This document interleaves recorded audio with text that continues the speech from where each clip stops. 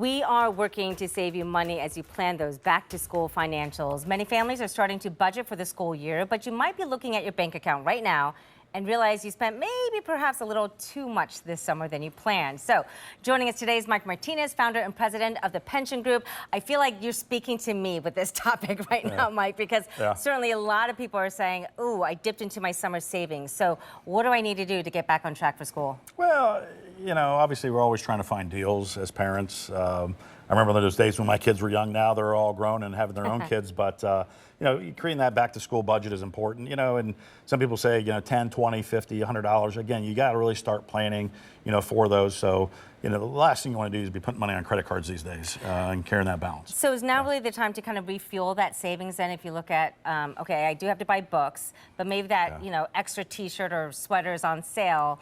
It's better in my savings account than... Yeah, sometimes you got to make those tough decisions with the kids. Thanks, Dad.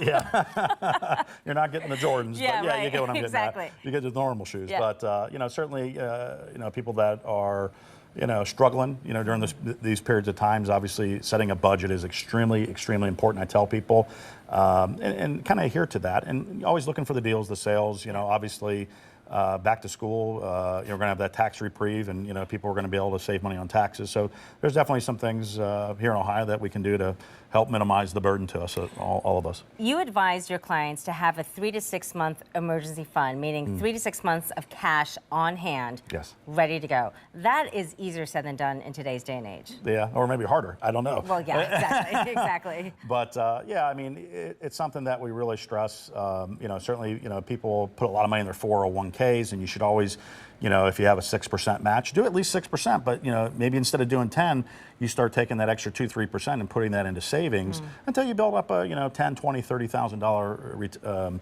emergency fund to really help for those situations that, you know, emergency arises, I need a new furnace, or it's back to school for my kids. And, you know, it's when you start having multiple kids is when it becomes even a bigger issue, because you're not just taking, you know, I have a twin sister, so it wasn't just me, it was me and my twin sister going to school. So my parents had, you know, kind of double whammy when it came to back to school. Couldn't really share clothes with her, right? So there you go. No. What if I don't have the capability to do 3 to 6 months emergency fund?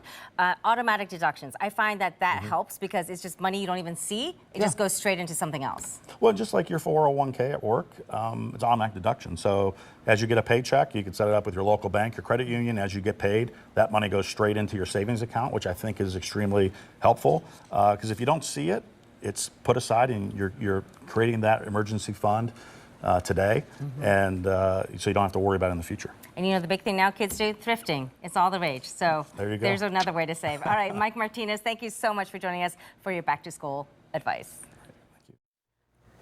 And all this week, we are helping you get your finances in control before that back-to-school start, no matter what age your child is. So watch our special on 10 TV Plus anytime. And then tomorrow, Mike Martinez will be back. He's going to talk about how to start chipping away at that student loan payment.